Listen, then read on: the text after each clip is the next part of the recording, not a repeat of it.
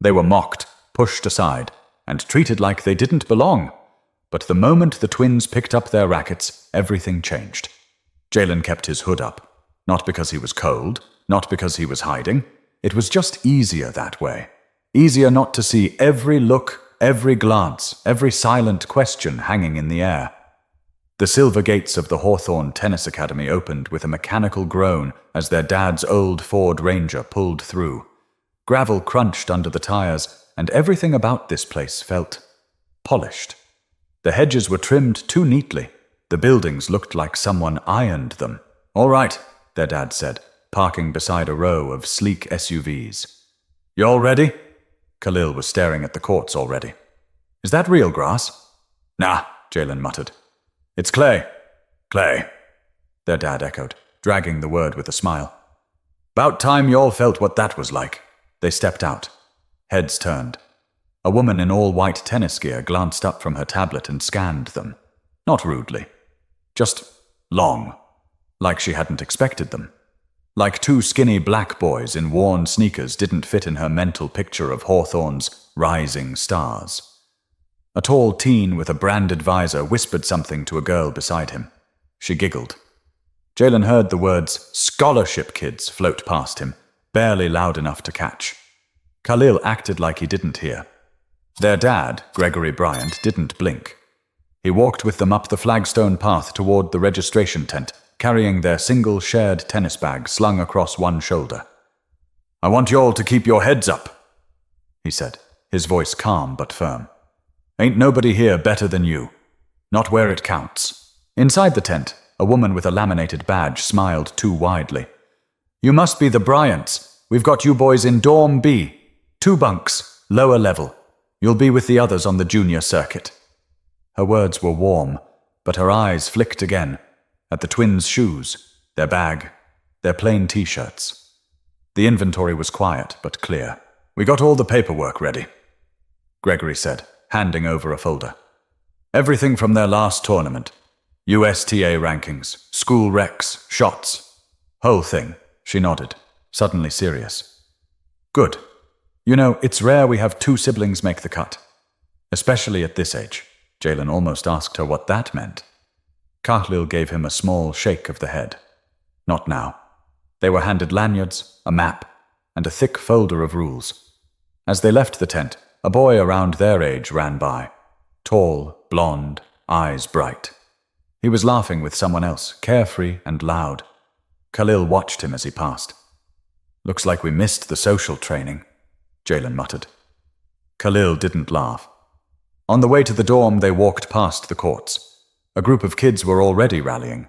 A girl with a high ponytail and perfect posture hit a sharp cross-court forehand. The ball hissed on contact. The coach clapped. A few parents watched from shaded benches, nodding. "That's what money gets you," Jalen whispered. That and private lessons since birth.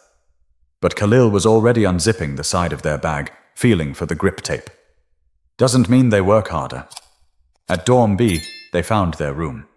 2 bunk beds, no one else inside yet. They picked the beds closest to the window, laid their things down, sat in silence. For a second it felt heavy.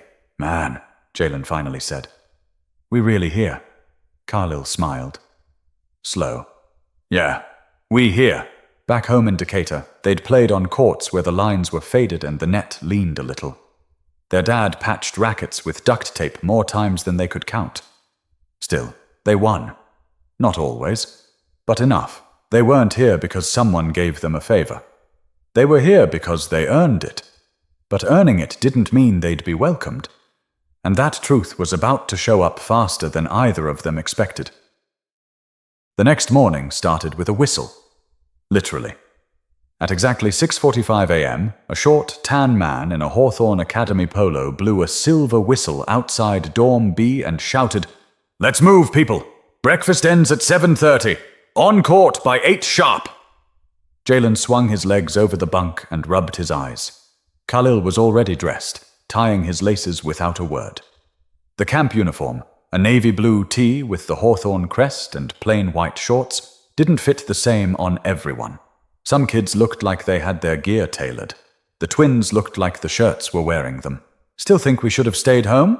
Kahlil asked, tossing Jalen a banana from their shared stash. Nah, I just forgot rich people wake up angry. They both laughed quietly. In the cafeteria, kids sat in clusters, some chatting loud, others staring at their phones. No one looked particularly eager to talk to the twins. But the boys weren't hunting for friends.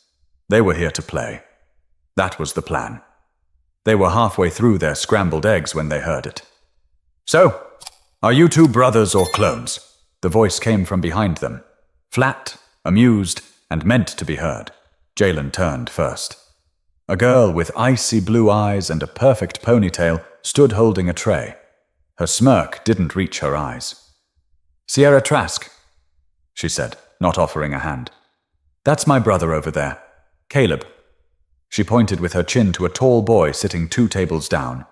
He looked up, nodded once, then went back to his food. Y'all talk to each other like robots? Sierra added. Or just pretend other people aren't here?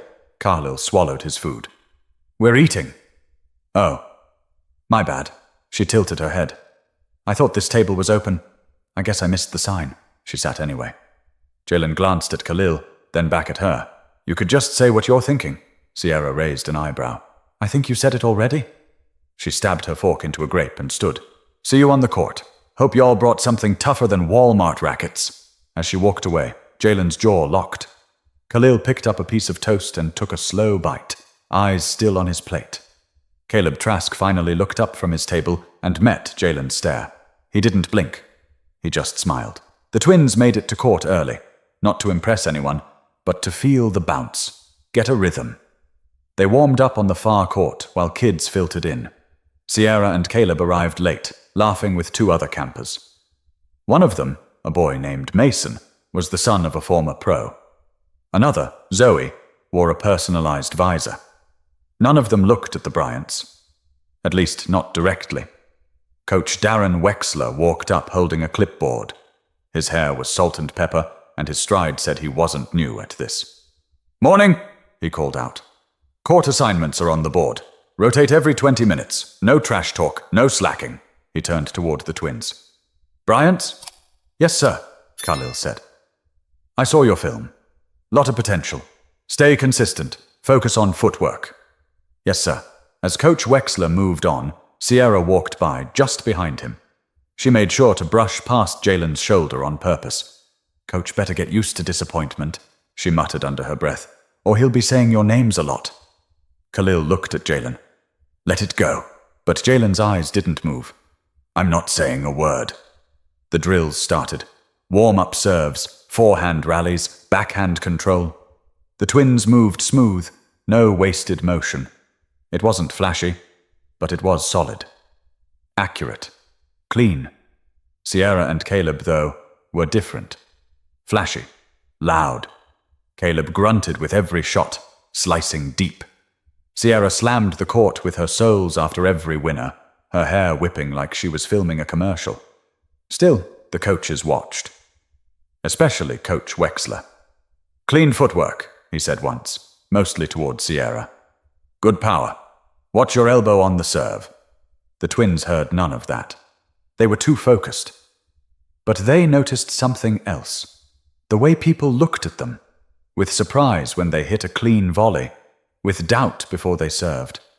They weren't being seen the same, and it was only the first day. But tomorrow, it wouldn't just be looks. It'd be something else, something harder to ignore. The sun hadn't burned off the morning fog yet when Coach Wexler called for pair drills. All right, split up into 2s, mixed levels. I don't want you partnered with your friend. Pick someone new. There was a shuffle. A few groans. Some kids had already found comfort in their cliques. But the rule was clear. Jalen and Kahlil made eye contact. Kahlil nodded toward a kid stretching near court 2, a short, muscular boy named Jonah, with quick feet and a quiet demeanor. Jalen approached him. You good to run pairs? Jonah shrugged. Sure. Kahlil ended up across from a girl named Lexi. Fast hands, quick smile.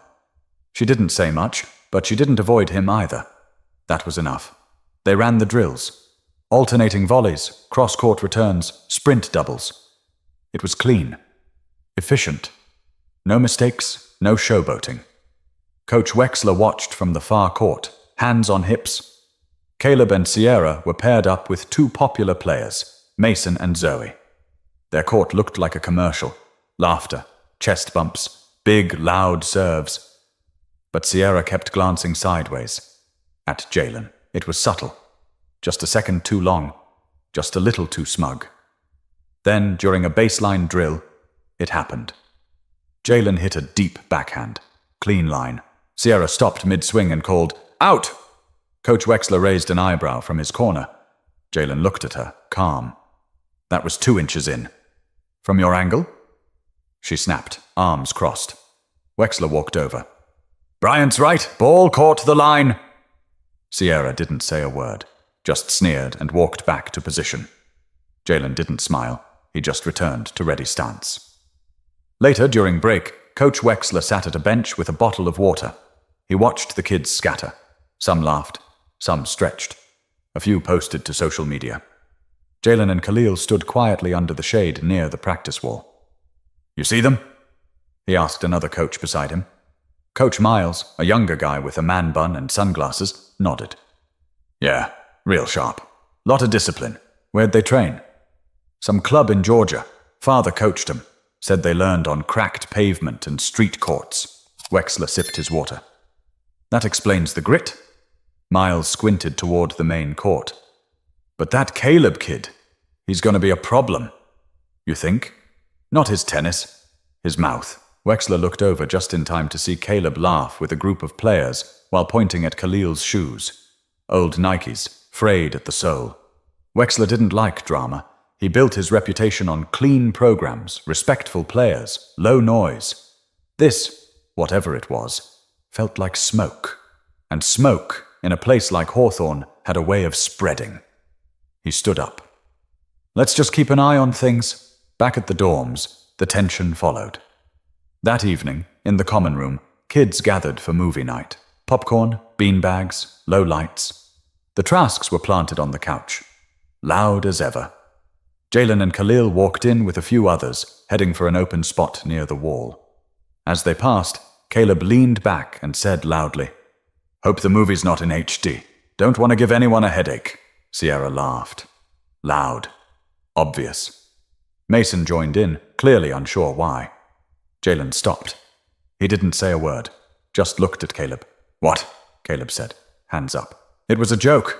No one's laughing," Kahlil said flatly. Caleb leaned forward, voice lower now. "You don't belong here, man. This camp's for players, not charity cases." The room went quiet. Someone turned the volume up on the TV to break the silence, but the tension stuck. Jalen leaned closer. "We'll see who belongs when we're on the same court." Caleb snorted. "That won't happen. They don't put amateurs up against ranked players." "Guess you better hope that stays true." They walked away. In the corner, Coach Wexler had been walking by. He'd heard enough. He didn't step in. Not yet. But his face had changed. That quiet shift from watching to worrying, and the next day would prove why his silence had a cost. The heat came early. By 9 a.m., the North Carolina sun was already pressing down on the clay. Players dragged their feet between drills. Coaches shouted water reminders. Hats were lowered, sweat towels wrapped around necks. But none of that dulled what was coming. Coach Wexler stood near court 1, clipboard in hand. "Next up, serve and return. Pairs. 1 server, 1 receiver. Quick rotate. Let's keep the tempo." Jalen stepped onto court 3. Kahlil was 2 courts down. Across from Jalen stood Caleb Trask. Of course, Caleb bounced the ball twice. "Don't flinch, all right?" he said, just loud enough. "Wouldn't want you to blame the sun." Jalen didn't react.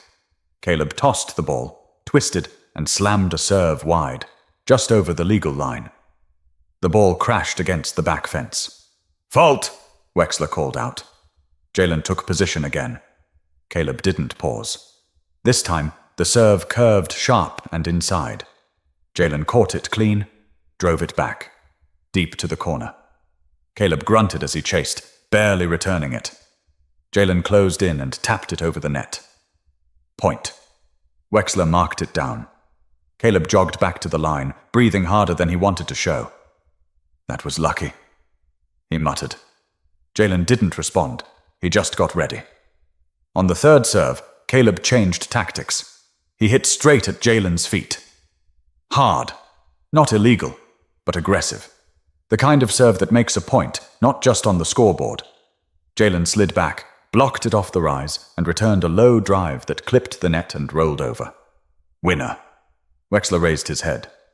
"Nice touch, Bryant!" Across the court, Sierra scowled. Caleb slammed his racket into his hand. "He's cherry-picking," he complained, "waiting for mistakes. That's not real tennis." Wexler walked over. "Winning tennis is real tennis. Back to the line." The next few minutes passed in quiet domination. Jalen didn't celebrate. He didn't smile. But the shift in the air was undeniable. Every hit told a story. "We're not here for your comfort." A few courts down, Kahlil was finishing a similar session. His partner, a shy kid named Arjun, gave him a quiet thumbs up after a clean return drill. "Nice hands," Arjun said. "You play doubles much?" "Only with my brother," Kahlil replied. "Well, you two kinda move the same." Kahlil shrugged. "Grew up like that." They walked off the court together. Not friends yet, but something easier. Mutual respect. Real. As they passed by court 1, Sierra stopped them with a single line. "Cute," she said. "You've got your little fan club now." Kahlil paused. "You talk like we're not on the same schedule." Sierra rolled her eyes. "Please, you think a couple decent volleys mean anything? My brother's nationally ranked. He's being scouted. You? You're a background story." "Maybe," Kahlil said. "But backgrounds don't miss." She blinked. Taken aback. Just for a second. Coach Wexler called for a break. The twins sat under the nearest tent, passing a single bottle of water between them. "You see his serve?" Jalen asked. Kahlil nodded. "You feel her attitude?" They both laughed. Tired, sure, but not beaten. Back at the main building, Wexler met with 2 senior coaches. "Bryant boys," one said. "You seeing what I'm seeing?" "Yeah," Wexler said. "But I'm also seeing how the Trasks are reacting." "You want me to talk to their parents?" Wexler hesitated. "Not yet. Let it play out. Let the tournament do the talking. But if this gets worse, I'll handle it," Wexler said. His voice was calm, but something behind his eyes looked troubled. That night, the dorm was quiet. The movie room was half empty. Even the Trasks were low-key. But in the hallway, just before lights out, a note was taped to the twins' door. Plain white paper, marker in bold, uneven strokes. "Don't get too comfortable. Court doesn't lie." Jalen peeled it off, read it once, handed it to Kahlil without saying anything. Kahlil read it, crumpled it, tossed it into the waste bin. "Let him talk," he said. "We'll speak louder." And they wouldn't have to wait long for their chance. The weekend draw was coming, and with it, the one thing nobody could fake. The phone call came just after lights out. Jalen held the phone to his ear with the blanket pulled over his head. Kahlil sat on the edge of the lower bunk, lacing and unlacing his fingers. Their dad answered on the second ring. "You boys all right?" Jalen exhaled. "Yeah, just tired." Kahlil leaned closer. "We're good, Pop. Long day." Gregory Bryant's voice came low, rough from work, but sharp. "You sound like something's on your chest." Jalen didn't speak at first. Then, "It's not the drills. It's the people." There was a pause. Then their dad chuckled once, not unkindly. "Tennis ain't where most folks expect to see y'all. Not yet. You knew that when you packed your bags." "I didn't think it'd be this obvious," Kahlil said. "They don't say it loud, but they say it." "Let 'em," their dad replied. "You didn't come to make friends. You came to get better. Let your game talk. And if they still got something to say, that's on them." Jalen pulled the blanket tighter. "Feels like they're waiting for us to crack." "Then don't," Gregory said simply. "Every day you stay calm, every point you win, they lose twice." He paused.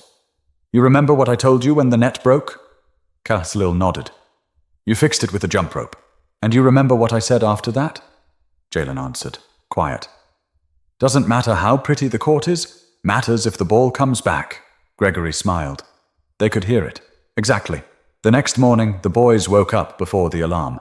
They ran drills on their own, footwork, cones, recovery patterns. While other kids were still rubbing sleep from their eyes, Jalen and Kahlil had already done 2 sets of shadow swings. Coach Wexler spotted them from across the field. He said nothing, just watched. At breakfast, the vibe was different. No open insults, no smirks, just eyes. A few kids had seen yesterday's serve battle. They saw Caleb get worked. They saw Jalen stay cool. Respect wasn't being offered, but it was starting to crack through. Still, Sierra kept her distance, but her glances were sharper now, less smug and more curious. That afternoon, Wexler posted the tournament board, a sheet taped to the main bulletin in the cafeteria. The draw was out. Saturday morning doubles. Everyone gathered around, swarming it like bees. Kahlil got there first, ran his finger down the bracket, found their names. Team 4, Jalen Bryant and Kahlil Bryant. He kept reading. First match versus Team 5, Caleb Trask and Sierra Trask. He blinked, then turned to Jalen, who had just walked up. No way! Jalen read it too, then stepped back, quiet. Sierra, not far behind, saw it as well. Her laugh was small, but sharp. Guess we're making it easy for round 1. Caleb said nothing, just rolled his shoulders like he was getting loose already.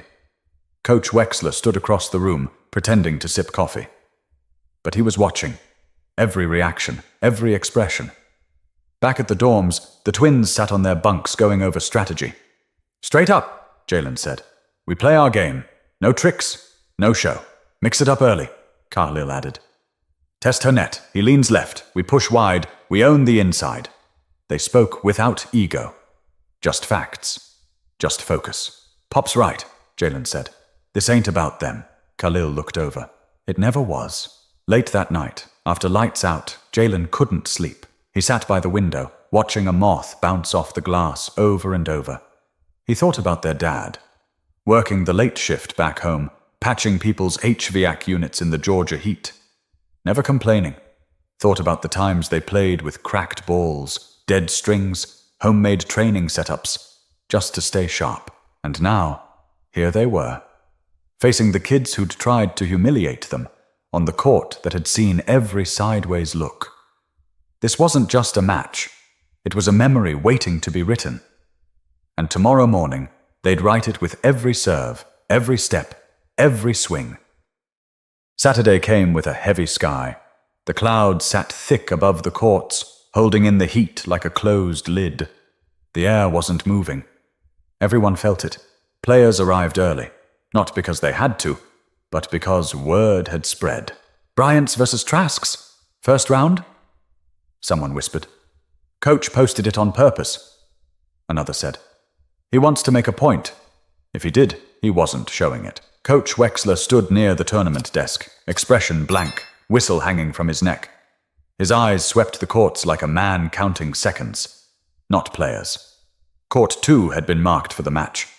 Shade tents were placed on either side, water coolers full. Parents were gathering along the fences. Some sat in folding chairs, some stood with their arms crossed. The Trasks arrived together. Sierra in a new visor, crisp and white. Caleb wore compression sleeves he hadn't needed all week. Jalen and Kahlil showed up alone. Same black duffel bag. Same old grips on their rackets. They didn't look tense, just ready. Coach Wexler stepped forward with a clipboard. Bryant twins, Trasks, matches best of 3 sets. 8-game pro format. Tie-break at 6-all. Line calls are your own. We expect respect, effort, and clean play. Understood? They all nodded. Only Jalen said, Yes, sir. Wexler flipped a coin. Heads. Trasks to serve. Caleb opened with power.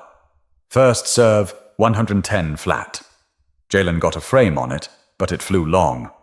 Second serve, wide and clean. 15 love, Caleb announced, loud. Next point, Kahlil read it early. Anticipated the slice.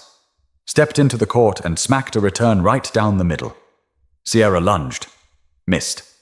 15 all. There was a murmur from the crowd. 2 more rallies, and the Trasks took the first game. Kahlil walked to the baseline, served, controlled, clean. A short exchange ended with Sierra netting a volley. The Twins took the second game in 2 minutes. 1-1. From the third game on, the match found its rhythm, and the crowd leaned in. Sierra's sharp tongue was gone. Caleb's usual swagger had dimmed. What they faced wasn't just talent, it was tempo. The Bryant twins didn't make noise. They made pressure. By the 5th game, the score was 3-2 Bryant's. Coach Wexler paced behind the fence, hands behind his back. He hadn't said a word, but his body leaned forward during every point.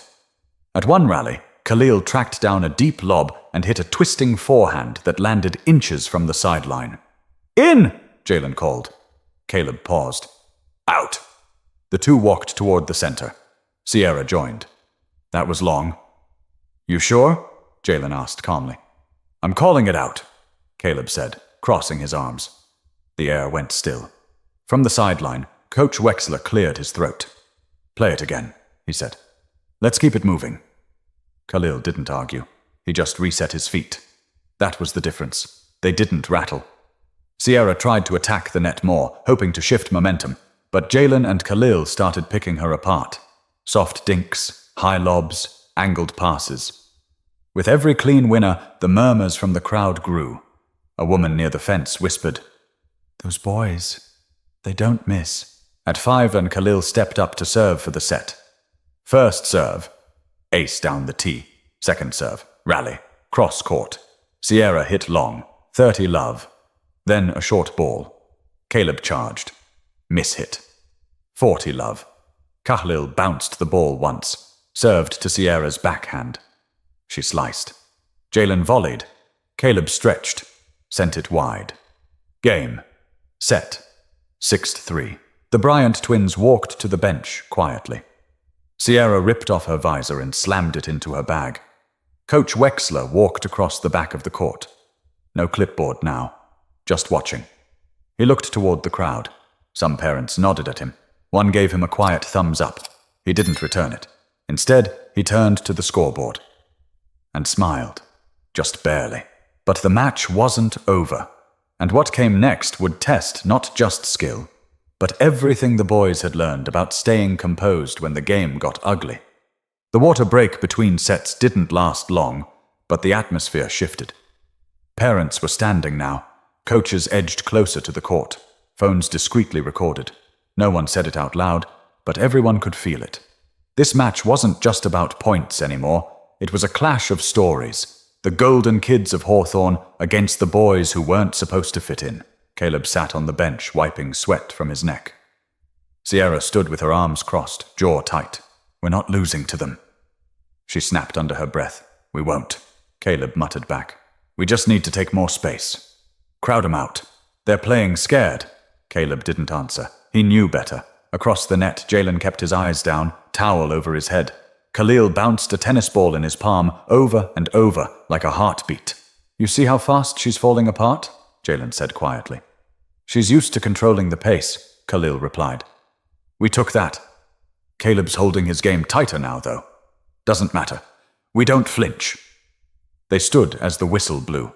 The second set started tense. Caleb opened with a new strategy. Low spin serves, forcing awkward returns. Jalen adjusted. He let the ball come to him, used the pace against them. On one point, he whipped a passing shot so sharp that Sierra didn't even move. But this time, Sierra didn't take it silently. "Out!" she barked. Jalen turned. "You didn't even see it. It landed wide." Coach Wexler raised his head. "You want to call the supervisor?" Sierra challenged. Jalen looked to Kahlil. Kahlil just shook his head once. "Replay the point," Jalen said, turning his back. Sierra's smirk returned. Thin, brittle. The tension bled into the next game. On a tight volley, Caleb lunged and slammed the ball hard, not at the court, but straight at Kahlil's chest. It hit. Dead center. Kahlil staggered back a step. The ball thudded to the clay. Gasps rippled through the audience. Caleb didn't apologize. He just turned away. Jalen was already at Kahlil's side. You good? Kahlil winced. Fine. Coach Wexler walked toward the net. You all right, Bryant? Yeah. Caleb stood behind the baseline, tapping his racket against his thigh. That shot was legal, he said. Coach Wexler nodded once. Nobody said it wasn't. He turned to Kahlil again. Let me know if you need time. Kahlil adjusted his grip. I don't. They played on. By the fourth game, Sierra's rhythm was breaking down. Double faults, mistimed volleys. The Bryant twins pushed her into longer rallies, knowing her patience wore thin. She rushed, snapped at Caleb after every lost point. You're not helping, she whispered at him through clenched teeth. Caleb glared. Then do something useful for once. It was unraveling. Meanwhile, the twins kept talking between points. Not loud, just calm. Focused. One called strategy, the other adjusted footwork. Every move was practiced, and people noticed. A parent in a polo shirt leaned toward another and said, They're not just good, they're smart. On court 2, the game reached 5-2. Kahlil held serve. 2 winners, 1 sharp return. Then an overhead that ended with Sierra swinging late and falling to her knees in frustration. Match point. Jalen stepped to the baseline. 1 serve. Clean. Caleb returned it. But too high. Kahlil was already at the net. Slammed it deep, left side. Game, set, match. No cheers, just silence. Like the whole camp had forgotten how to react. Then, slowly it came. A clap. Then 2. Then a wave of applause spreading across the court as people stood. Not because they expected it, but because they knew they had to. Coach Wexler didn't clap. He stood with his arms folded, watching the boys walk to the net, calm as ever. They offered their hands. Sierra hesitated. Caleb took it. Quick, no eye contact. Sierra pretended to fix her ponytail. She walked away. But the twins didn't follow.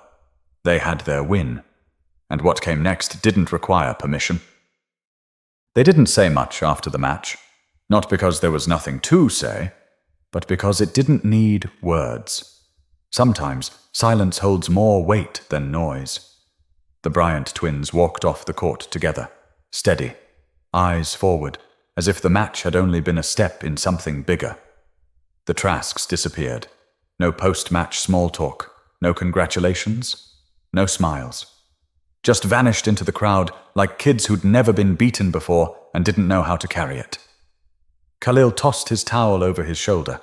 Jalen zipped up their bag, the same one they'd carried since middle school. Same worn strap, same squeaky zipper. It felt heavier today, but not from gear. Think they'll ever speak to us again? Kahlil asked, more out of curiosity than concern. Jalen shrugged. Doesn't matter. We weren't speaking before. Coach Wexler met them halfway between the courts and the benches. He didn't smile, but there was something different in his eyes now. Something quieter. Maybe respect. Good match, he said. Clean. Focused. You stayed composed. Thanks, Jalen said. Kahlil just nodded. Wexler hesitated. If either of you ever consider going beyond regionals, you've got more than the mechanics. You've got the mindset. Then he added, almost to himself, Not every kid here learns that. The boys said nothing. They let it land and kept moving. Lunch was different that day. Not louder. Just looser. Some players nodded toward them now. Not big gestures, but acknowledgement. The space between stares and respect is thin, and they had just crossed it. One boy from court 3, Mateo, stopped by their table. He leaned over and offered a quiet fist bump. Your second serve? That kick. That's wild. Appreciate it, Jalen said, tapping fists. Mateo moved on. Kahlil kept eating. Feels weird, he muttered. Yeah. Not bad, just different. Jalen pushed a grape around his plate with a fork. They didn't expect it, that's all. They still don't. Back in the dorm, there was another note on the door. But this one was different. Typed. Clean. No handwriting this time. It read, You proved it. Not just with the game. With the way you held yourselves. Respect. No name. No signature. just folded, taped gently to the doorframe. Kahlil held it for a second, then slid it into his bag. "Keep it?" Jalen asked. "For when we forget how hard it was," Kahlil said. "Or why it matters." That evening, as the sun dipped low and painted the courts gold, Jalen and Kahlil walked out again. No drills, no coach, just hitting. Quiet rallies, rhythm, movement. Each swing was smoother than the last, each return more controlled. Their bodies moved like they always had, as if one was always half a second ahead of the other. No crowd, no scoreboard, just the game. The same game they learned behind a chain-link fence back home. The same game they played with scuffed balls and patched-up shoes. The same game that never asked them to explain who they were, just to show it. From the bleachers, Coach Wexler watched. He didn't approach this time. He didn't need to, because for the first time all week, the court belonged to them, and everyone knew it. Sunday morning came with a calm the camp hadn't seen all week. The sky was clearer, cooler, no clouds, no tension. At least not the kind you could feel in the air. But people still watched. The Bryant twins had become the quiet center of attention. The ones who didn't brag, didn't post selfies, didn't talk trash. Just played. And won. The other kids noticed. So did the coaches. Even some of the parents started paying closer attention, not just to the game, but to the boys behind it. The semifinals were scheduled for that afternoon. But the Trasks? Eliminated in their second match. Not by skill, but by chaos. Caleb argued a line call. Sierra snapped at her own teammate. They fell apart the way fire dies without oxygen, fast and messy. Meanwhile, Jalen and Kahlil moved through the bracket like water. Quiet, consistent, pressure without noise. The camp director stopped Coach Wexler just before the semis. "Who are they?" she asked, nodding toward the twins. "Bryant boys," he said. "From Georgia, raised right, coached by their dad." He must have done something right. Wexler watched the boys stretching near the court, not speaking, just nodding in sync. "Yeah," he said. He did. The semifinal match wasn't flashy. It was clinical. The twins took the first set 6-2, the second 6-4. Their opponents never stood a real chance, not because they weren't talented, but because they didn't expect every return to come back with a plan behind it. And now, with the finals looming the next day, the whispers grew louder. "Think they'll win the whole thing?" "I don't know. Depends who they draw. They haven't dropped a set yet." Someone asked Coach Miles, "What are they ranked nationally?" He just shrugged. "They're not yet." That night in the dorm, Kahlil sat with his notebook. He didn't write much, just 3 bullet points. Serve wide to righties. Stay off back foot at net. Let them watch. Jalen glanced over. "That last one?" Kahlil didn't look up. "Everyone's been staring. Might as well give them something to look at." Jalen smirked. "We already did." Lights out came early, but Jalen stayed awake. He thought about Sierra, her voice, the tone, the disbelief when the world didn't bend the way she wanted it to. He thought about Caleb, how he refused to shake hands until the last second. He thought about their dad back home, probably asleep on the recliner, phone still in hand in case they called. And then, for the first time since they arrived, Jalen smiled before sleep. The final match was scheduled for 10 a.m. sharp. Announcements went out over the camp loudspeakers. Parents were invited. Snacks were set up. Folding chairs lined the court. It had the feel of something bigger than just a summer camp championship. Coach Wexler stood at the desk with a sheet of paper. "Finals," he read aloud. "Team 4, Jalen and Kahlil Bryant, versus Team 2, Mason Bradley and Zoe Hart." Jalen and Kahlil looked at each other. No expression. Mason was solid. Zoe was fast. It wouldn't be easy. But that wasn't the point. They didn't fly here for easy. When the match began, the crowd leaned in early. Each point was tight. Long rallies, quick switches, smart angles. Zoe scored first with a sharp cross-court pass.